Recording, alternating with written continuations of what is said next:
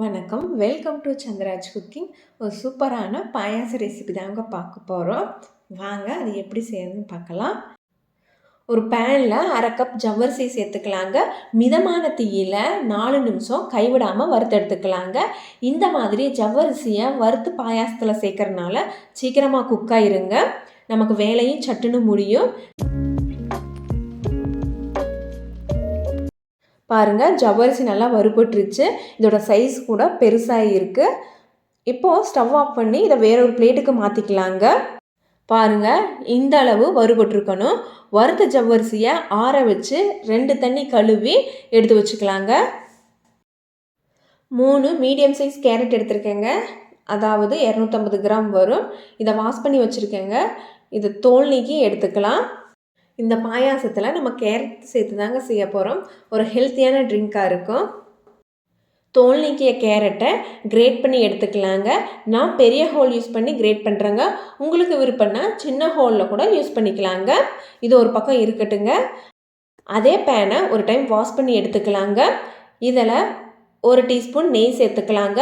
நெய் சூடானது நம்ம கிரேட் பண்ணி வச்சுருந்த கேரட்டை சேர்த்துக்கலாங்க. சேர்த்து ஒரு 2லேருந்து 3 நிமிஷம் வதக்கி எடுத்துக்கலாங்க. ஜஸ்ட் இந்த பச்சை வாசனை போனால் போதுங்க.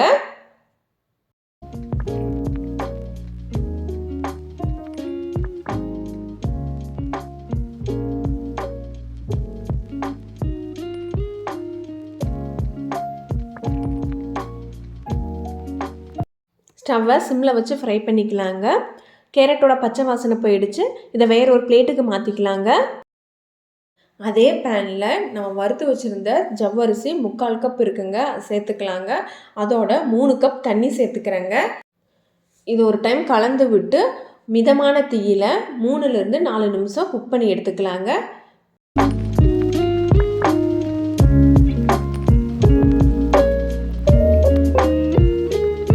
பாருங்கள், ஜவ்வரிசி ஓரளவு குக் ஆகிடுச்சு.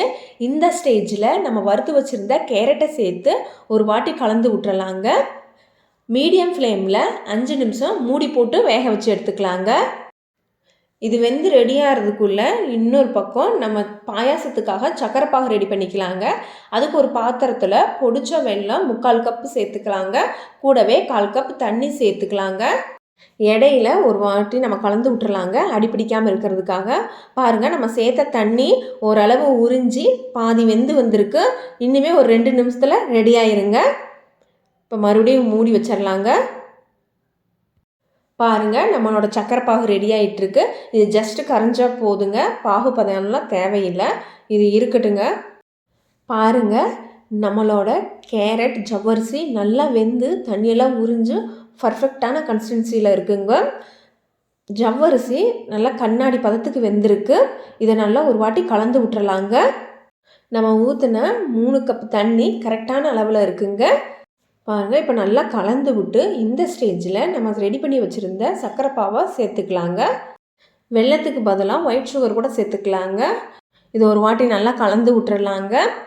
பாயாசத்துக்கு நம்ம சேர்த்திருக்க 3/4 கப்பு வெல்லங்கிறது கரெக்டான இனிப்பில் நல்லா தித்திப்பாக இருக்குங்க. குறைவான இனிப்பு சுவையில் வேணும்னா நம்ம சேர்த்துருக்க 3/4 கப் வெல்லத்திலிருந்து 1 or 2 டீஸ்பூன் வெல்லத்தை எடுத்துக்கலாங்க. இனிப்பு சுவை பேலன்ஸ் பண்ணுறதுக்காக ஒரு பிஞ்சுங்க உப்பு சேர்த்துக்கலாம். கூடவே 1/2 டீஸ்பூன் ஏலக்காய் தூள் சேர்த்துக்கலாங்க. ஏலக்காய் தூள் இல்லைன்னா 4 ஏலக்காயை இடித்து சேர்த்துக்கலாங்க.